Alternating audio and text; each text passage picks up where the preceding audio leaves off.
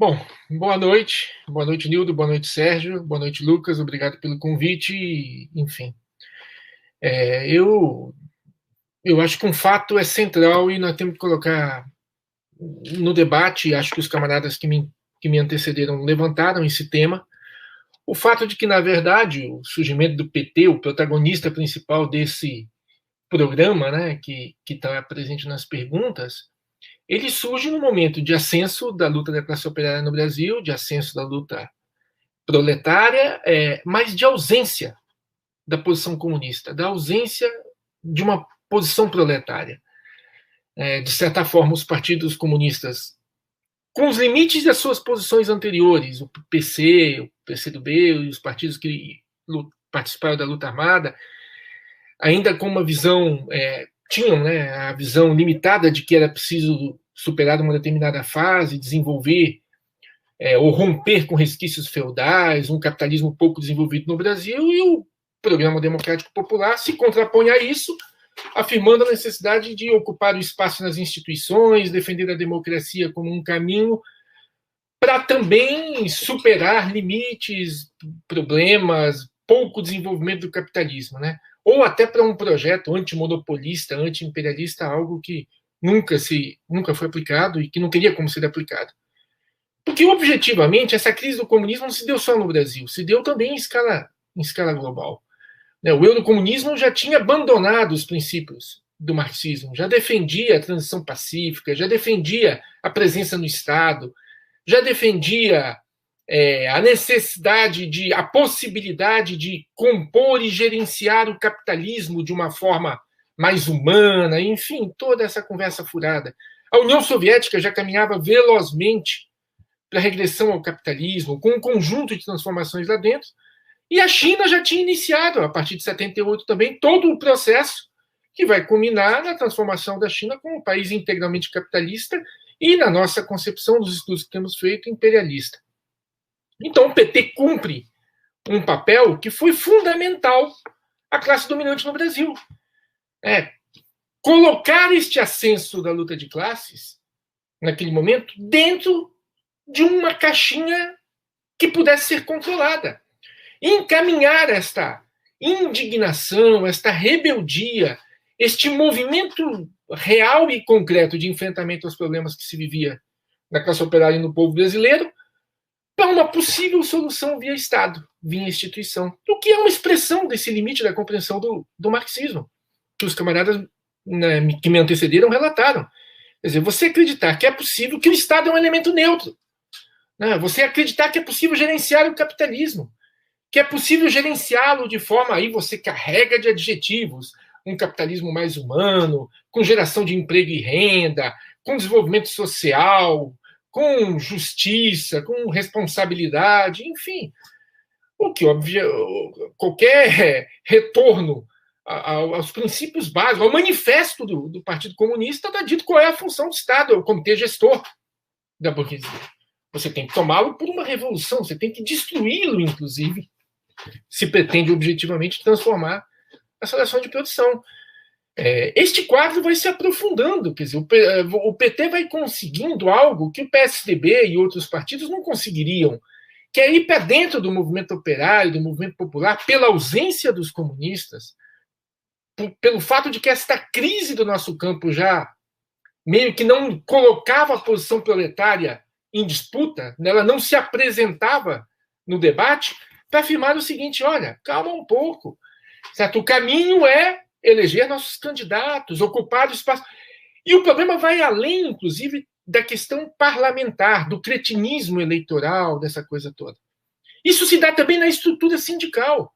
Quer dizer, você vai transformando cada vez mais essa estrutura sindical em algo descolado do cotidiano dos trabalhadores.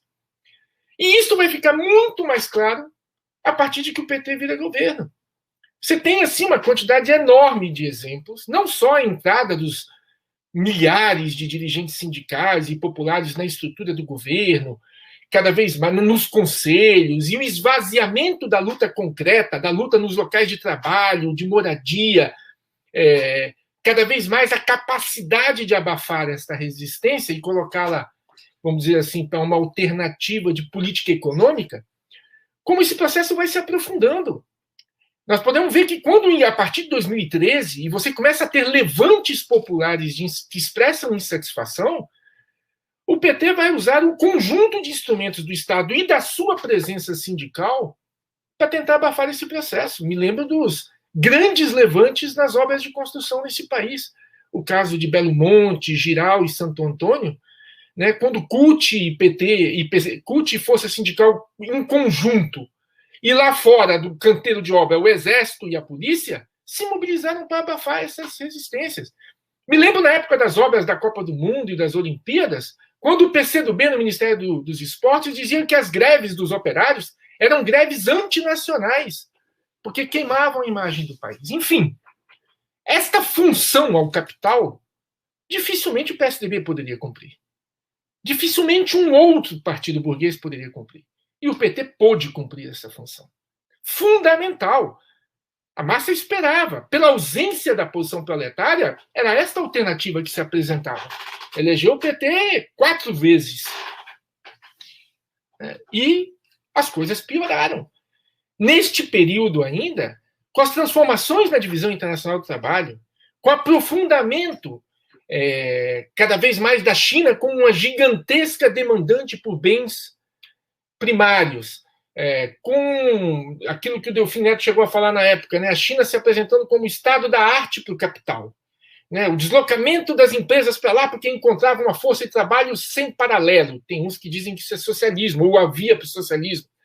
Né, o regime de trabalho com uma disciplina 996, trabalho das 9 da manhã às 9 da noite, 6 dias por semana. Um salário que é um dos salários mais baixos do mundo. Então você tinha um movimento de deslocamento da produção para a China, né, e uma demanda gigantesca por commodities. O Lula se aproveita no seu primeiro governo deste boom das commodities. E isto também vai readaptando, nós usamos um termo dos materiais que temos escrito no Sem Flores, vai gerando uma situação de regressão à situação colonial de um novo tipo. O Brasil vai resgatando aquela sua característica sempre presente de produzir bens que são demandados pelo mercado mundial. Este processo de uma industrialização integrada aos interesses do capital, porque ela nunca foi um processo de industrialização contrário ao imperialismo, né? Ele sempre foi adaptado e integrado aqui dentro à lógica da reprodução do capital em escala global. Este processo de regressão, com os consequentes efeitos de desindustrialização, que o Nildo citou alguns dados, com os consequentes efeitos de reprimarização da nossa economia, cada vez maior o peso no PIB da produção de 4 ou 5 grandes commodities, o minério, a soja, o petróleo, carne, celulose, alguma coisa a mais, vai, vamos dizer assim, modificando a nossa Constituição, a forma com que a nossa formação vai se inserindo na divisão internacional do trabalho, a forma com a qual ela vai se inserindo no imperialismo. Aí um outro dado, um outro conceito que foi absolutamente abandonado, além do conceito de luta de classes, por esta esquerda toda, que é o conceito de imperialismo, né? A compreensão do imperialismo como a economia, né, do mundo hoje. O desenvolvimento do capitalismo necessariamente leva à sua integração em escala global. E o imperialismo parqueia, né, define o espaço em que cada formação social vai se estabelecer ali dentro. Se imaginava naquele período do Lula, por exemplo, que o Brasil era um player independente no mercado mundial, que poderia negociar com autonomia com China e Estados Unidos, quando isso nunca se colocou concretamente. O que Lula fez foi reforçar os grandes heróis do agronegócio. E aí entra um segundo aspecto importante que tem mais a ver com os últimos 10 anos. Né? A crise, a partir de 2008, desta divisão internacional do trabalho, gera um profundo processo de ofensiva da burguesia sobre a classe operária e os trabalhadores no mundo todo. E nos pega absolutamente desarmados. Porque a posição proletária, a posição de combate, a posição de enfrentamento, a posição que não tem ilusões com o inimigo de classe, não está presente.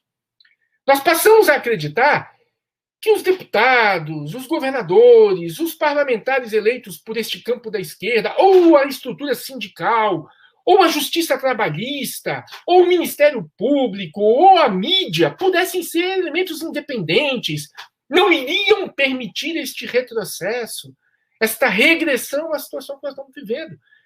Então, o inimigo pôde agir na crise em que ele está vivendo, na necessidade absoluta e na concorrência violenta que os capitais estão vivendo hoje, para tentar garantir sua sobrevivência na crise geral que estão vivendo, enfrentam do outro lado a nossa classe desarmada, né, sem os elementos de combate. Mas há resistência, e acho que este é o elemento mais importante. A resistência. Essas resistências são de 1000 formas disputadas pela estrutura hegemônica, pela máquina das ONGs, pela estrutura sindical. Você teve explosões, até em concentrações operárias, além dessas que eu falei, Mercedes, Volkswagen, outros tentaram, atropelaram, inclusive, muitas vezes, seus sindicatos, que tentavam negociar os PDVs, os layoffs, enfim, a entrega, que diziam o seguinte: temos que segurar, tudo vale se eu mantiver o emprego, né? Mesmo que às custas de reduzir o salário, de cortar na carne.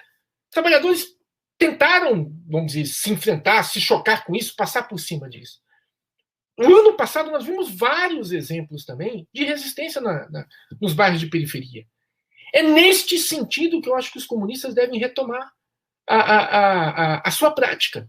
Mergulhar novamente nestes processos de resistência, resgatar os princípios do marxismo-leninismo, resgatar os princípios que nos permitem entender, para concluir já, resgatar os princípios que nos permitem entender qual o papel do Estado, a crise que vive o imperialismo e o capitalismo hoje, a ofensiva gigantesca, provavelmente sem paralelo, que esta burguesia toda, que o capital está implementando contra a classe operária dos trabalhadores brasileiros, né? Compreender, o Lenin falava que a alma do marxismo é a análise concreta da realidade concreta.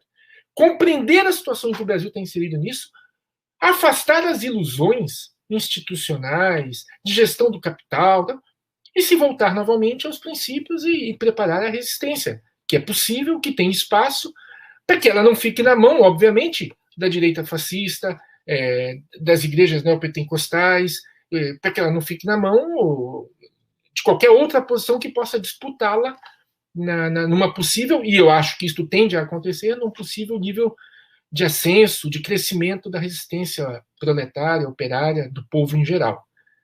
Complemento algumas outras questões na segunda rodada. Concluo.